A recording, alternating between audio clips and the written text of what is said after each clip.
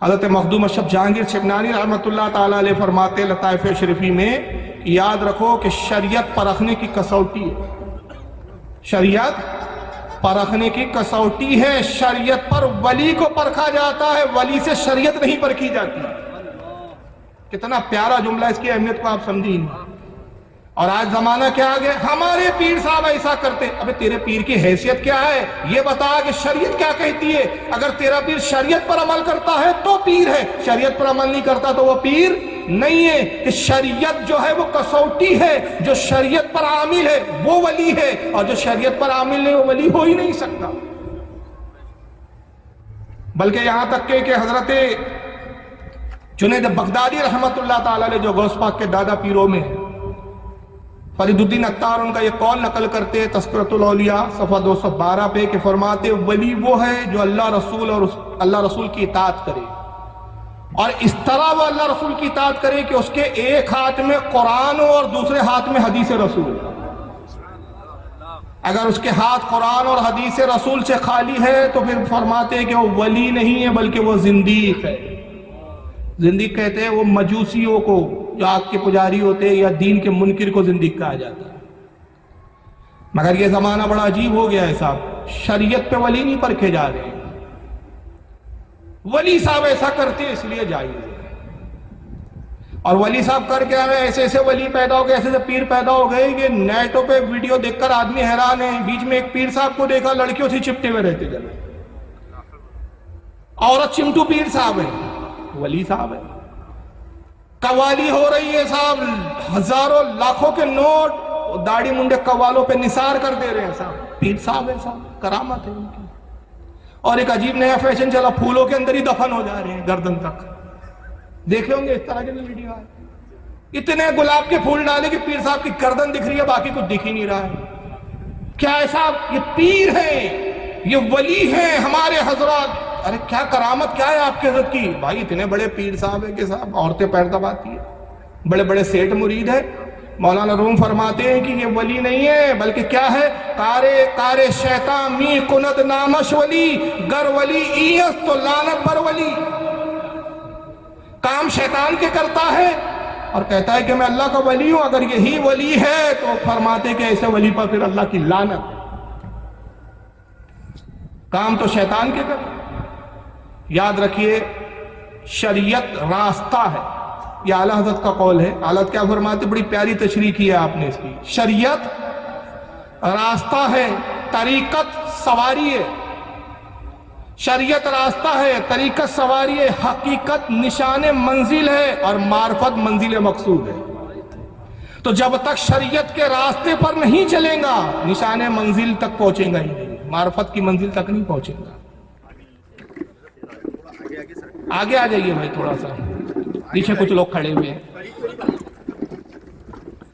تو سرکار غوث اعظم چونکہ ولیوں کے سردار تھے، اس لیے شریعت پر بھی سب سے بڑھ کر آپ کاربن تھے اور شریعت پر فائز تھے۔ یہاں تک کہ لکھا گیا کہ ایک مرتبہ آپ سفر میں پیاس کی شدت محسوس ہوتی ہے، اچانک کالے بادل چھاتے اور بارش ہونا شروع ہوتی ہے، یہاں تک کہ زمین پوری جل تھل ہو گئی۔ آپ نے کچھ پانی کو نوش فرمایا، پھر وہ کالے گھنے بادل چھٹے اور ایک نور ظاہر ہوا، ایک روشنی بڑی تیز، اتنی تیز روشنی کہ آنکھیں چندی آ جائے، اور نور سے آواز آتی ہے، عبد القادر میں تیرا رب ہوں، عبد القادر میں تیرا رب ہوں، اور عبد القادر تجھے خوشخبری ہے کہ میں تیری عبادت اور ریاضت سے بڑا خوش ہوا، اور جتنے حرام کام تھے سب میں نے تجھ پر حلال کر دیے، نعوذ باللہ، حتیٰ کہ میں نے تجھ پہ آج سے نماز بھی معاف کر دی۔ جیسی یہ نور سے آواز آئی، آپ پر ہم ہوتے تو خوش ہو جاتے، ارے واہ یار کمال ہو گیا بھائی، اللہ راضی ہو گیا، یہ نور ہے، اللہ تو نور ہے۔ قرآن میں اللہ نے فرمایا اللہ نور السماوات والارض، اللہ زمین و آسمان کو نور ہے، نور ہے، اللہ تو نور، روشنی آئی، ظاہر ہو گیا، آواز ہو گئی، بھائی اب ہو گیا، اللہ نے کہہ دیا، بشارت دے دی، آج سے نماز معاف، سارے حرام حلال ہو گئے۔ مگر وہ غوث اعظم تھے، آپ نے فرمایا لا حول ولا قوت الا باللہ العلی العظیم، جیسی لاحول پڑا سارا نور دھواں ہو گیا۔ کون تھا وہ؟ ابلیس، شیطان۔ آواز آئی عبد القادر آج تجھے تیرے علم نے بچا دیا، देखिए दूसरा हमला था, हम होते तो अपने इल्म पे घमंड करते, कहते हाँ देखा ना, हूं ना मैं भी आलिम हूं क्या नहीं, इल्म रखता हूं क्या नहीं। लेकिन गौसे आजम देखा मरदूद फिर धोखा देता है, मुझे मेरे इल्म में नहीं मेरे अल्लाह ने बचाया, ये मैं फضل खुदाबंदी कुद्दूस से बचा हूं। दूर से आवाज क्या आती है। अब ये जुमला बहुत खास है तारीखी, ये वाकये का खास जुमला हिस्सा है। कहता अब्दुल कादिर अब तक तू मेरे काबू में नहीं आया, खुदा की कसम इसी तरीके से 70 अब्दालों को अब तक गुमराह कर चुका हूं। किनको गुमराह कर चुका हूं? आम मुसलमान को नहीं कह रहा है वो, मुसलमानों को गुमराह कर चुका हूं 70 अब्दालों को। तो अंदाजा लगाइए कि कितना बड़ा अजली दुश्मन है वो इंसानों का, कि जब 70 अब्दालों को गुमराह कर दे तो आज के पीर साहब किस खेत की मूली है।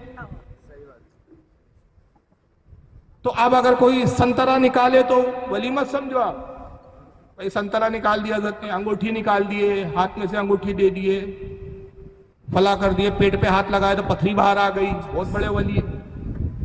ये मयार नहीं है, बल्कि मयार क्या है, शरीयत पर पाबंद है या नहीं।